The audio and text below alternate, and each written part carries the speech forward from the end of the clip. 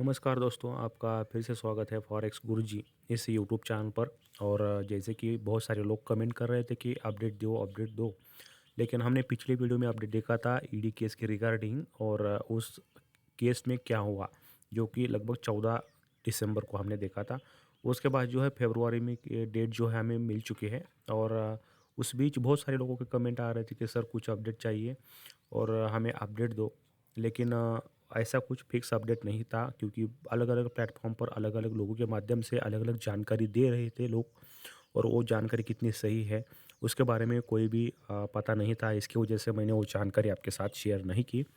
लेकिन पिछले कुछ एक 5-6 दिन से जो है एक अलग ही मोड़ जो है इस केस में आया है। जैसे कि जो आईएस ग्लोबल के टॉप लीडर कहा करते थे विराज पाटिल को, वो विराज पाटिल को जो है छत्रपति शिवाजी इंटरनेशनल एयरपोर्ट से जो है पिछले कुछ दिनों में जो है पुलिस ने अरेस्ट किया था। और उनको जो है अभी क्या हुआ है, कोलकाता ईडी के जो ऑफिस है वहाँ पर हैंड ओवर किया है, और उनकी जो है इंक्वायरी चल रही है। और इस केस के रिगार्डिंग भी बहुत सारे लोगों ने कमेंट किया था। तो अभी जो है देख सकते हैं यहाँ पर द हिंदुस्तान टाइम में जो है 28 दिसंबर को ये न्यूज़ जो है पब्लिश हुई थी, और विराज पाटिल को जो है अरेस्ट किया गया है। तो यहाँ पर इस केस में भी जो है साफ-साफ यही बताया गया है कि ईडी ने जो है मंडे को विराज पाटिल को जो है दुबई से आए थे वो, और उन्होंने उनको इंटरनेशनल एयरपोर्ट पे जो है अरेस्ट किया है। तो वो किस केस में अरेस्ट किया है इसके बारे में भी हम जानकारी देंगे। और आपको तो सबको पता है कि ये टीपी ग्लोबल का ही मामला है, क्योंकि यहाँ पर जो है साफ-साफ इस इतने बड़े news the Hindu times dot com ने, इतने बड़े न्यूज़ चैनल ने ये इन्फॉर्मेशन दी है, तो ये 100% श्योर सच ही है। जैसे कि टीपी ग्लोबल, एपेक्स और आईएस ग्लोबल, इस प्लेटफॉर्म पर ये विराज पाटिल काम करते थे। और उसके पहले जो है विराज पाटिल पर रिसर्च करने के बाद ये भी पता चला है कि ये ऐसे ही प्रोडक्ट पर पहले भी 1-2 प्रोडक्ट पर उन्होंने काम किया है। और इसका एक का नाम मुझे कुछ याद नहीं है, और एक का नाम कुवेरा ग्लोबल ऐसा कुछ है। और ये भी प्लेटफ़ॉर्म सेम टीपी ग्लोबल की तरह ही ऑपरेट करता था, ऑटोमेशन ट्रेड ये सब चीज़ें। और बाद में भी ही ना इस प्लेटफ़ॉर्म की एकदम हाइक थी, और अचानक पता नहीं उस प्लेटफ़ॉर्म पर क्या हुआ, और वहाँ पर भी सेम चीज़ें हुई। विथड्रॉल, डिपॉज़िट ये सब चीज़ें बंद हुई, और धीरे-धीरे लोगों को अपना पैसा जो है उस प्लेटफ़ॉर्म से छोड़ना पड़ा। क्योंकि उसी रिगार्डिंग जो है उन पर बहुत सारे लोगों ने कंप्लेंट भी किया था, और उसके रिगार्डिंग भी विराज पाटिल पर जो है बहुत सारे कंप्लेंट थे। और तब से ये विराज पाटिल जो है दुबई में गए थे। लेकिन दुबई में जो है वो ज़्यादा लंबे समय के लिए नहीं रख सकते, क्योंकि ये एक तो क्या करते हैं, टूरिस्ट वीज़ा पे या जो है हॉलीडे वीज़ा पे जाते हैं। और वो जैसे ही वो वीज़ा ख़त्म होता है तो उन्हें वापस आना पड़ता है, तभी जाकर वो फिर से रिन्यू करके वहाँ पर फिर से जा सकते हैं। तो मुझे लगता है कि ऐसा कुछ यहाँ पर सीन हुआ है, कि हो सकता है कि उनका वीज़ा जो है ना एक्सपायर हो सकता है। और वो जैसे ही, क्योंकि इंडियन गवर्नमेंट का पासपोर्ट है, और जब से ये टीपी ग्लोबल का सीन हुआ है तब से बहुत सारे कंप्लेंट जो है गवर्नमेंट के पास गए हैं।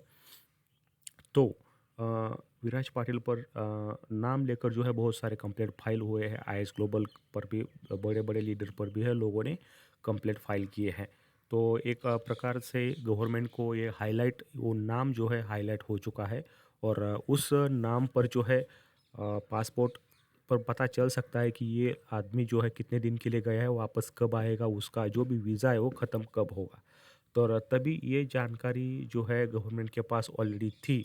तो उसी वजह से जो है 28 दिसंबर को जो है, जैसे ही विराज पाटिल जो भी international airport Chhatrapati Shivaji terminal international airport पर आए, तो वहाँ से ही उन्हें अरेस्ट कर लिया गया।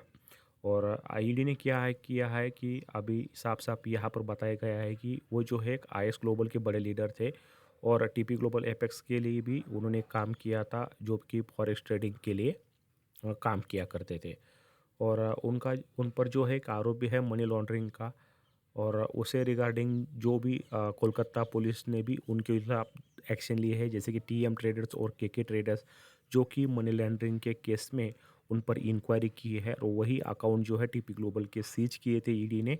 और प्रसिद्ध दास और शैलेश कुमार पांडे, तुषार पटेल एंड अदर जो भी पर्सन है, उन पर इन्वेस्टिगेशन बैठाया गया था। इसी रिगार्डिंग विराज पाटिल को भी अरेस्ट कर लिया है और उनकी भी जो है इंक्वायरी चल रही है।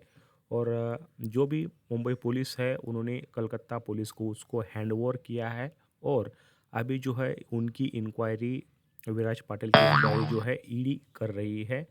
और उनका ईडी का साफ-साफ कहना है कि लगभग जो है इस प्रोसेस में 121.60 करोड़ का जो भी बैंक अकाउंट जो सीज किए हैं और बाकी का और भी सारा बहुत पैसा है, जैसे कि गोल्ड है, कैश है, फ्लैट्स है, उनकी सारी इंक्वायरी जो है यहाँ पर इन लोगों के ऊपर चल रही है और सारी चीज़ें जो है ईडी ने सीज की है।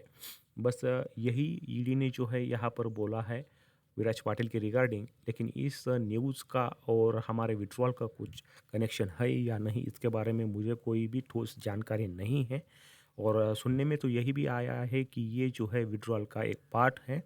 तो पता नहीं अब ये क्या है, मुझे किसी ने बताया था कि ये सब चीज़ें सॉल्व होने वाली है, इसके वजह से एक ना उनकी एक स्टेप है और विराज पाटिल इसलिए अरेस्ट हुए हैं। अभी पता नहीं इस बात में कितनी सच्चाई है कितनी नहीं है, लेकिन ये न्यूज़ तो एकदम 100% सच है। अब पता नहीं कि आगे क्या होता है। तो इसके रिगार्डिंग और कुछ भी जानकारी मिलती है तो मैं आपके साथ शेयर ज़रूर करूँगा। और दोस्तों, अगर आपको कुछ भी जानकारी पता है तो कमेंट बॉक्स में ज़रूर बताइए, ताकि लोगों को जानकारी जो है पता चले।